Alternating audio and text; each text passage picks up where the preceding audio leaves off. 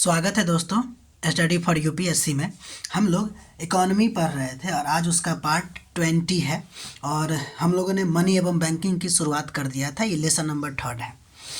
हम लोग इससे पहले मनी का डिमांड पढ़ लिए थे। आज हम लोग पढ़ेंगे मनी की सप्लाई यानी कि मुद्रा की आपूर्ति।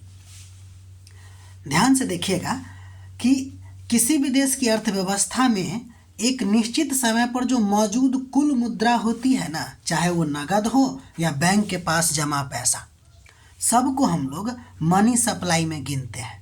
मतलब मनी सप्लाई का क्या मतलब हुआ? इसका मतलब हुआ कि लोगों के पास पैसा और बैंक के पास पैसा, जितना सारा पैसा हो गया वो सब के सब आपको मनी सप्लाई में आएगा। ठीक है। अगर हम बात करें कि भारत में मनी सप्लाई को कौन निर्धारित करता है, तो वह आरबीआई निर्धारित करता है। ये जो बात हम लिखे हैं इसको भूलिएगा नहीं, ये बहुत वीवीआई है कि मनी सप्लाई जो है ना वो आपको जीडीपी और ब्याज दर से स्वतंत्र है।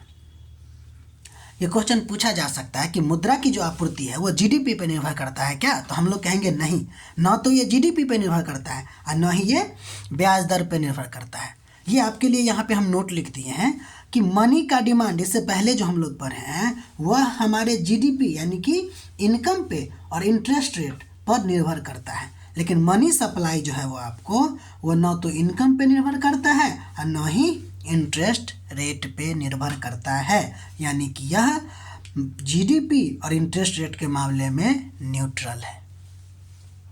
ठीक, आगे बढ़ें। चलिए अब देखिए, ये जो मनी सप्लाई है ना, या मनी की जो मात्रा है या स्टॉक है, उसको हम अलग अलग तरीका से माप सकते हैं। यानी कि मनी सप्लाई को अलग अलग तरीका से मापा जाता है, जैसे M1 से लेके M4 तक। ठीक है, ध्यान दीजिएगा, ये सब क्या है? मनी सप्लाई का मापक है, एक तरह से समझ लीजिए। M1 की अगर बात करें, M1 से M4 की तरफ जाइएगा तो लिक्विडिटी कम होती जाती है और अमाउंट बढ़ता जाता है। ये जो मनी सप्लाई है ना, उसको हमारे यहाँ M1 M2 या कहीं भी M1 M2 M3 M4 से मापा जाता है। और जैसे जैसे आप M1 से M4 की तरफ जाइएगा उसकी लिक्विडिटी कम होगी। लिक्विडिटी नहीं समझ में आ रहा है क्या? तो लिक्विडिटी का मतलब यह है कि मार्केट में कितना पैसा है, ठीक है, यानी खर्च करने के लिए। तो लिक्विडिटी कम होती जाती है और अमाउंट भी ज़्यादा होता जाता है। ठीक, चलिए अब हम एक एक करके सबके बारे में पढ़ेंगे।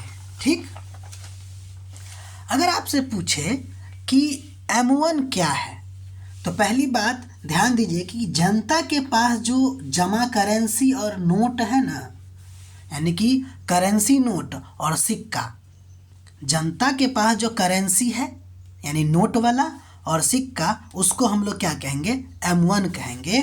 इसको हम लोग ना नैरो मनी कहते हैं। इसको क्या कहते हैं?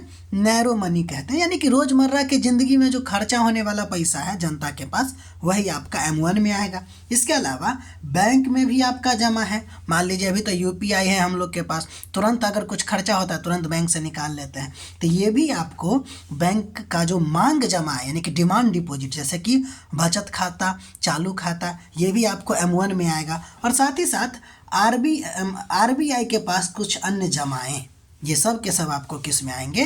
M1 में आएंगे।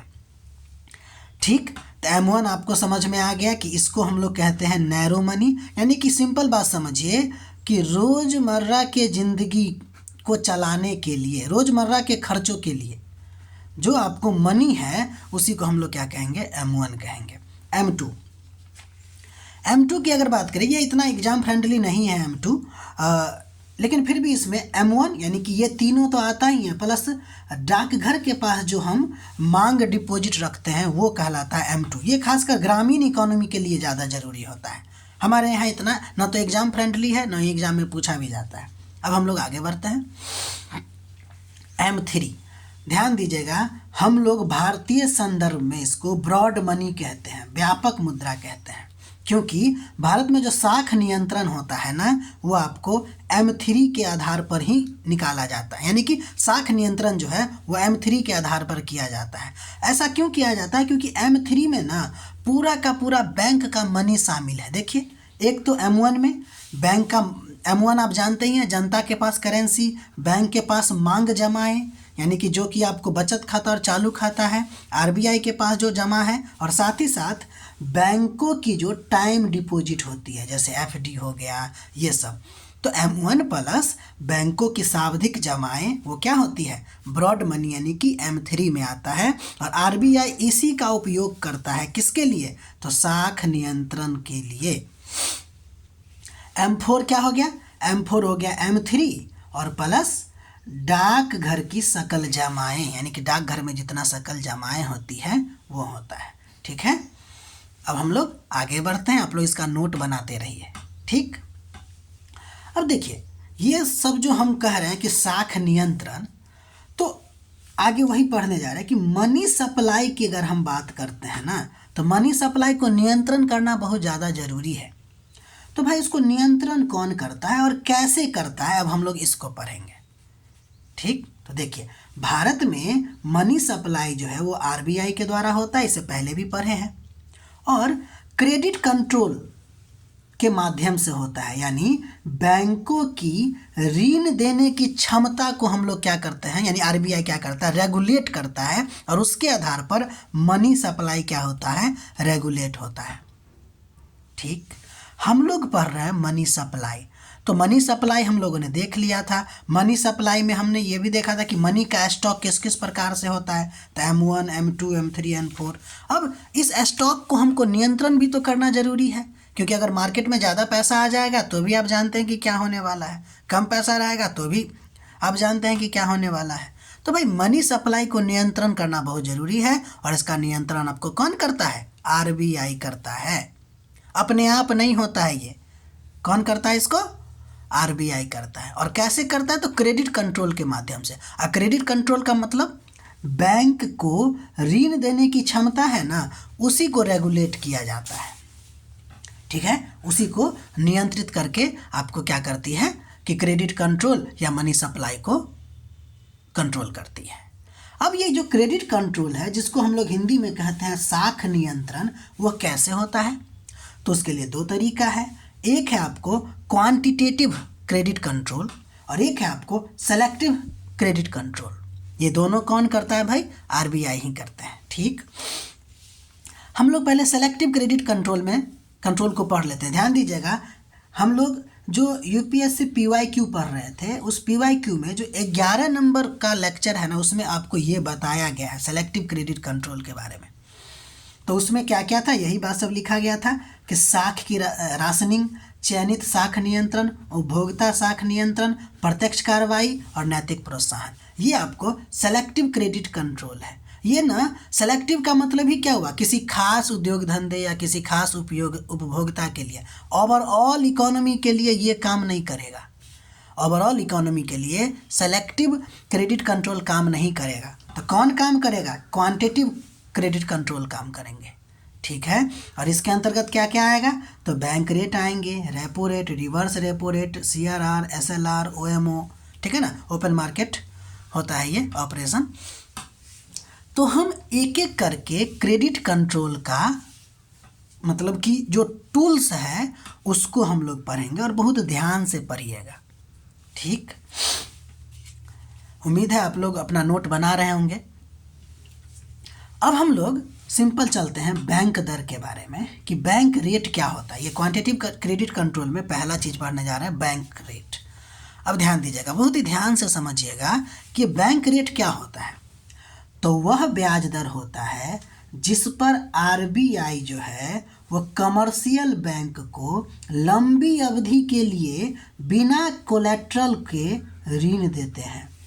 समझे, मतलब RBI लोन देगा, किसको देगा, कमर्शियल बैंक को, और कब तक देगा, तो लंबी अवधि के लिए। और क्या इसके लिए कुछ लेगा भी क्या, तो नहीं लेगा, बिना कोलेट्रल का देगा। ठीक है, आप समझ गए, यही होता है बैंक रेट। ये एक ब्याज रेट है। ठीक है, जो RBI लेता है किससे, कमर्शियल बैंक से। कितने दिनों के लिए होता है ये, तो लॉन्ग टर्म के लिए होता है। और क्या इसके लिए कोई कोलेट्रल देना पड़ता है क्या, तो नहीं देना पड़ता है। अर्थात अच्छा, अब कोलेट्रल के बारे में देख लेते हैं। कोलेट्रल क्या होता है? जब भी आप बैंक पे जाइएगा, कहिएगा हमको लोन दीजिए, तो लोन देने समय में ना वो कहेगा आप हमको ना या तो आप अपना इनकम सैलरी मतलब सैलरी स्लिप दिखा दीजिए, ठीक है ना, अपना बैंक अकाउंट दे दीजिए, हम वो सब देखेंगे, हमारे लिए मतलब सिक्योरिटी के तौर पे रखेंगे। अगर मान लीजिए कि अगर आप चुका नहीं पाते हैं तो हम इससे आपका चुकाएंगे। तो कोलेट्रल क्या होता है? एक संपत्ति होती है आपकी जो लोन लेने के समय सिक्योरिटी के रूप में लेंडर जो कि लोन देने वाला होता है उसके पास रखना होता है। अगर आप नहीं चुकाते हैं तो इसको बेच के लेगा वो।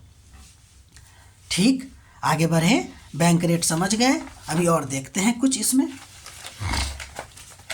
अगर हम बैंक रेट की बात करें तो एक टर्म आता रहता है बार बार बैंक रेट में कि बैंक रेट जो है ना वो आरबीआई द्वारा वाणिज्यिक बिलों की पुनर्कटौती दर के रूप में लागू किया जाता है। वेरी वेरी इंपॉर्टेंट स्टेटमेंट कि बैंक रेट क्या है, तो आरबीआई के द्वारा जो है ना वाणिज्यिक बिलों की पुनर्कटौती दर के रूप में जो लागू किया जाता है वही है। यानी कि वाणिज्यिक बिलों की पुनर्कटौती का जो रेट है ना वही आपका बैंक रेट है। ठीक, अर्थात बैंक दर वह ब्याज दर है जिस पर भारतीय रिजर्व बैंक वाणिज्यिक बैंकों द्वारा प्रस्तुत किए गए वाणिज्यिक बिलों की पुनर्छूट करता है। वाणिज्यिक बिलों की पुनर्छूट करता है, उसी को हम लोग क्या कहते हैं? बैंक रेट कहते हैं। नहीं समझे? उदाहरण से समझते हैं। तो पहले देख लेते हैं कि वाणिज्यिक बिल क्या होता है। ठीक, यह एक उपकरण होता है जो व्यापारी द्वारा वस्तुओं का लेन देन और धन के लेन देन के लिए जारी करता है। यानी कि एक व्यापारी दूसरे व्यापारी से वस्तु खरीदेगा तो उसको जो पैसा देगा उसके बदले में वो चाहे तो वाणिज्यिक बिल दे सकता है। ठीक, जैसे एक एक करके स्टेप पर करके समझते हैं और इसी में आप समझ जाइएगा इसका परिभाषा। देखिए, स्टेप 1 की बात करते हैं। ए कोई सेलर है और बी कोई बायर है। ठीक है, बायर क्या करता है? माल यानी ए जो है ना बी को माल उधार बेचता है, यानी कि ये जो है खरीदता है ए से, और बी क्या करता है ना ए को एक बिल ऑफ एक्सचेंज दे देता है। क्या करता है? बिल ऑफ एक्सचेंज दे देता है और उसमें लिखता है कि मैं 90 दिनों के बाद ना आपको 1 लाख चुकाऊंगा। यही आपका कमर्शियल बिल है। ठीक है, यानी यह शॉर्ट टर्म क्रेडिट इंस्ट्रूमेंट होता है। उम्मीद है वाणिज्यिक बिल आप समझ गए होंगे।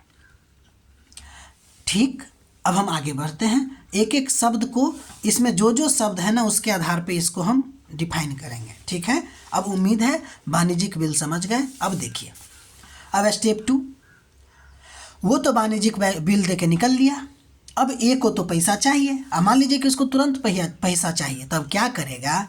ए जो है ना यही बिल को ले जाके अपने कमर्शियल बैंक में, नहीं कि उसका जो बैंक है उसमें डालेगा, और बैंक क्या करेगा ना बिल को डिस्काउंट करता है, यानी कि बिल पे कुछ डिस्काउंट करता है। ठीक है, जैसे बिल का वैल्यू कितना था? 1 लाख रुपया। बैंक क्या करेगा? उसका डिस्काउंट काट के 2000 रुपया ए को दे देगा 98,000।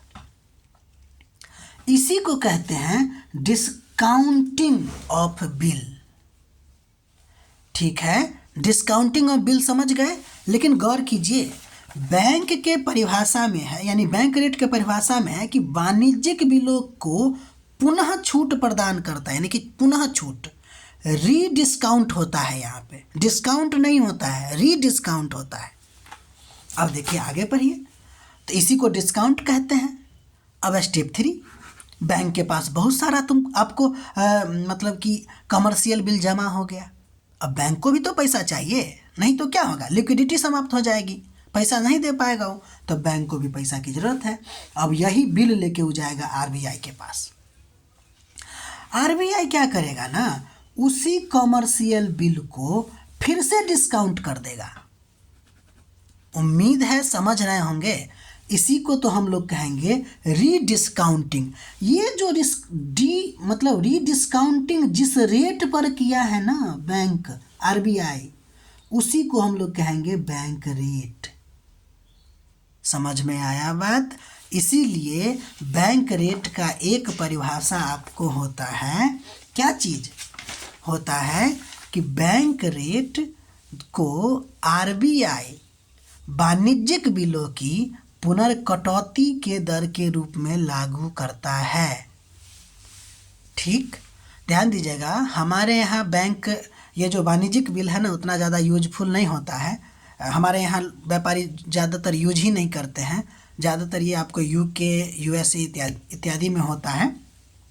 इसीलिए हमारे यहाँ ना साख नियंत्रण को लेकर बैंक रेट का उतना महत्व नहीं है। ठीक है, फिर भी आप बैंक रेट तो कम से कम समझ ही गए होंगे। अगर 100 का सिंपल बात कहें तो बैंक रेट क्या है? तो बैंक रेट वह ब्याज दर है जो आरबीआई क्या करता है, वाणिज्यिक बैंकों को, देखिए क्या करता है, वाणिज्यिक बैंकों को लंबी अवधि के लिए बिना कोलेट्रल के लिए ऋण देता है और उसके बदले में क्या करेगा, वो इंटरेस्ट लेगा। ऋण देगा कमर्शियल बैंक को तो क्या करेगा, ऋण मतलब उससे मतलब क्या कहते हैं, ब्याज लेगा कि नहीं लेगा, तो वही ब्याज आपका क्या हो जाएगा, बैंक रेट हो जाएगा। उम्मीद है समझ गए होंगे। आप इसका नोट बनाइएगा तो और ज़्यादा समझ में आ जाएगी। आज थोड़ा सा वीडियो लंबा हो गया, मिलते हैं हम लोग अगले वीडियो में। तब तक के लिए आप अपना ख्याल रखिए, पढ़ाई करते रहिए और नोट बनाते रहिए। ठीक है, अगर हमारा प्रयास अच्छा लग रहा है तो लाइक कीजिए, शेयर कीजिए, कमेंट भी कीजिए। ठीक है, मिलते हैं अगले वीडियो में।